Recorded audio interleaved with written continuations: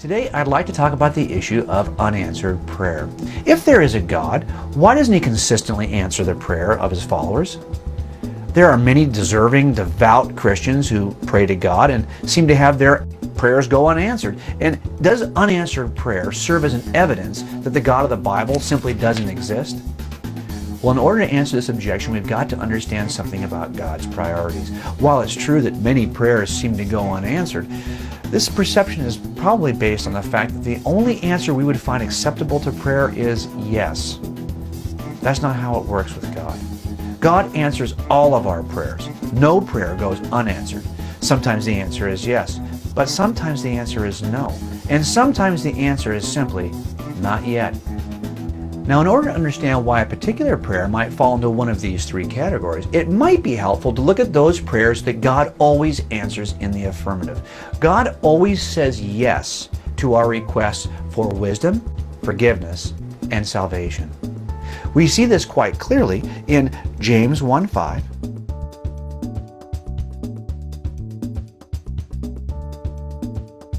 First John 1:9,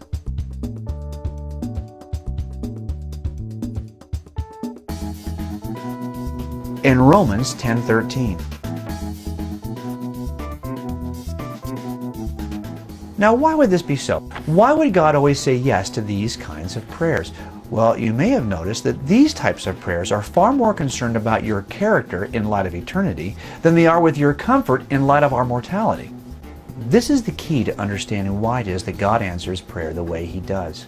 God responds to those prayers that help us to understand His priorities, prayers that result in our character development, our appreciation of God's power, our recognition of the eternal nature of our lives.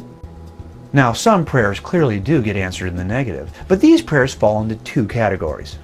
There are clearly some prayers that are denied by God because they violate God's nature as the perfect source of truth and righteousness.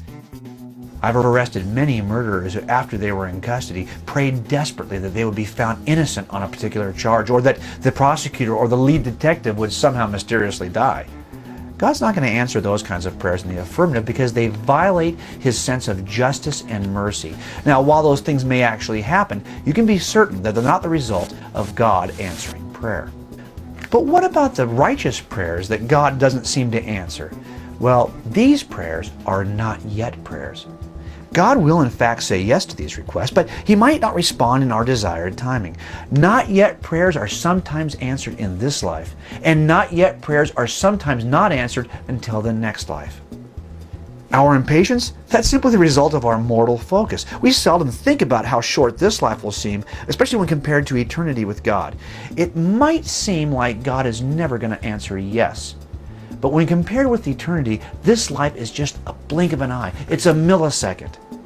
These prayers are not yet prayers because God fully intends to answer them in eternity. In the meantime, God is answering prayers with specific goals in mind.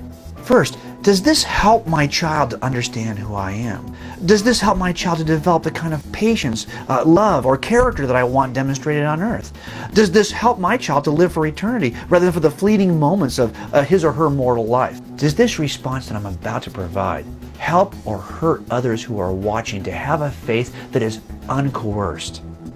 These are the big priorities to God. This is what God aims to do. These are God's goals and purposes. Look, God's priorities are different than our priorities. We want things now. We want things to satisfy our mortal existence. God is concerned about our character and eternity.